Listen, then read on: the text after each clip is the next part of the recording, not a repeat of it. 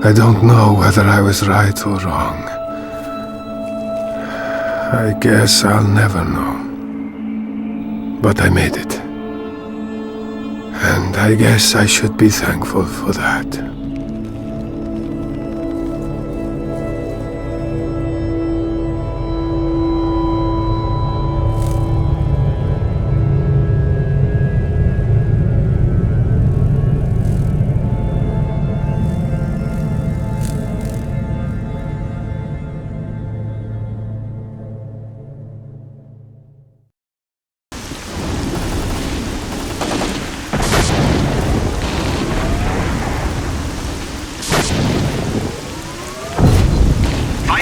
Rifle at Strelok to weaken his side protection.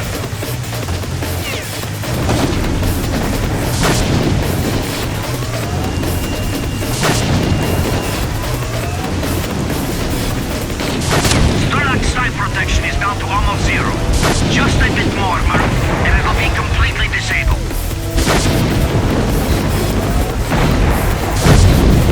Strelok's side protection has been disabled. That ought to stop him. Now we just wait and see what happens. How are the readings? Any drop in the level of anomalous activity? Damn! I didn't expect anything like this. Anomalous activity is through the roof. But this zone was supposed to calm down. Ah! What's going on? My head's about to explode! Ah!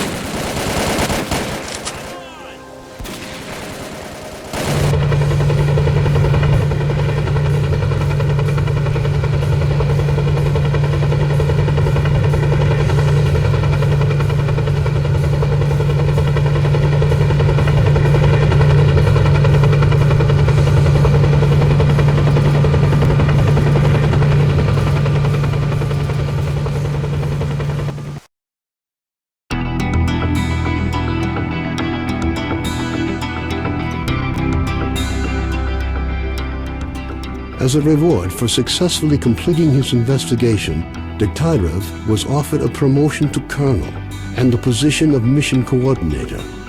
He declined the opportunity to work at the HQ and submitted a personal request to be sent to the zone as the USS Permanent Observer. The information about the development of psi devices obtained by Degtyarev alerted USS commanders. All the information gathered on X-designated laboratories was removed from military archives and filed as top secret. All personnel working in the zone were ordered to prevent the disclosure of information about the laboratories at any cost. Several experimental samples were made on the basis of technical documents for Item 62. Following a set of test trials, it was decided not to go ahead with large-scale deployment of the weapon due to the high cost of ammunition. Nonetheless, it would be reasonable to assume that further development of the Gauss rifle is ongoing. Sultan and his gang left the Skadarsk to do their shady business elsewhere after their attempts to capture the ship failed. The ensuing feeling of relative safety among stalkers led to a massive increase in the number of artifacts sold to Beard, causing his business to boom. while the formerly quiet S.T.A.L.K.E.R became as popular as the famous 100 Rods bar, despite being almost in the center of the zone.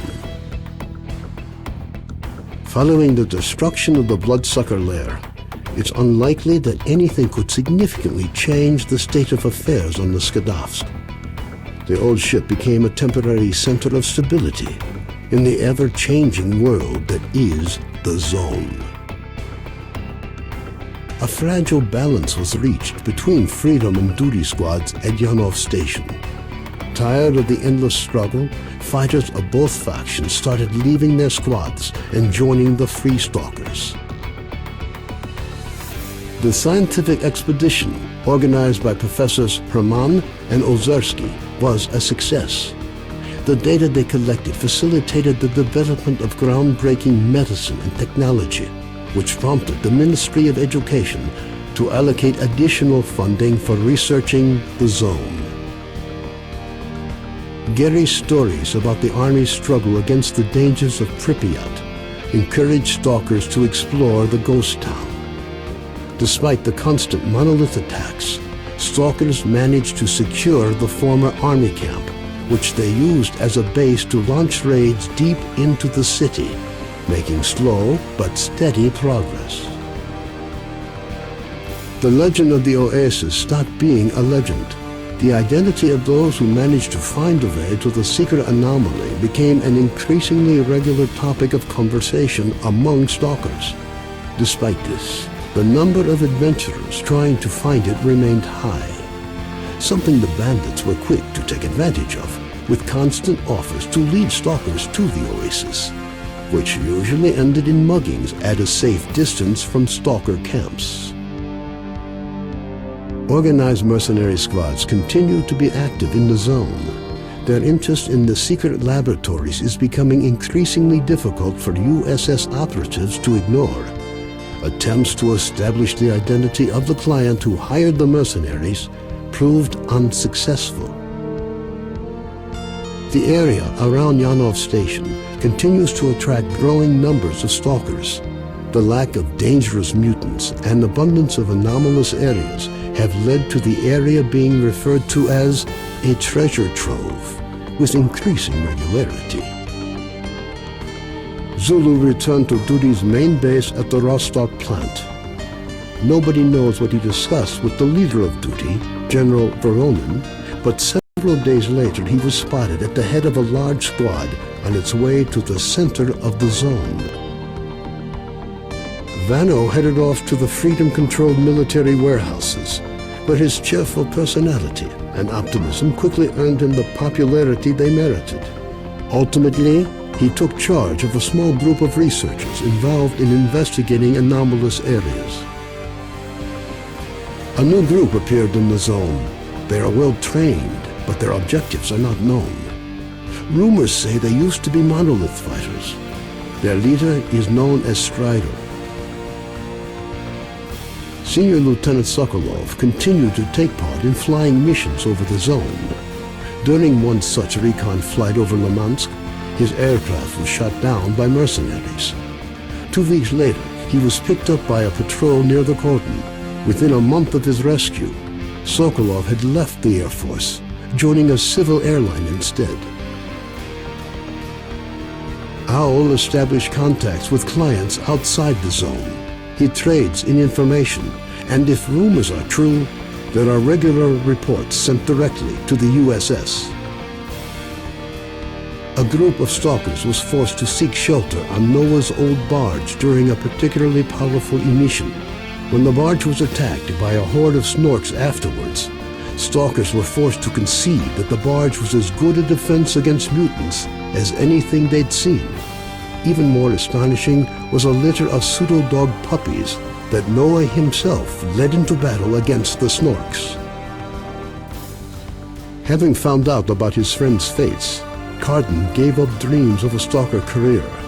Having overcome his alcoholism, he moved to Yanov, where he partnered up with Nitro to set up a full-service repair shop. Both technicians gladly devote all their spare time to building a vehicle that could operate in the zone. Strelok passed on the information he obtained on his trip to the Chernobyl NPP to the USS commanders. This prompted the government to create a scientific institute for research of the Chernobyl anomalous area. Strelok took up the position of chief scientific consultant to the institute. When Colonel Kowalski, commander of the Stingray Group, returned from the zone, he was forced to explain the reasons for the failure of Operation Fairway. Following a dragged-out investigation and the brass's failed attempt to make him the fall guy, the colonel was finally given an honorable discharge.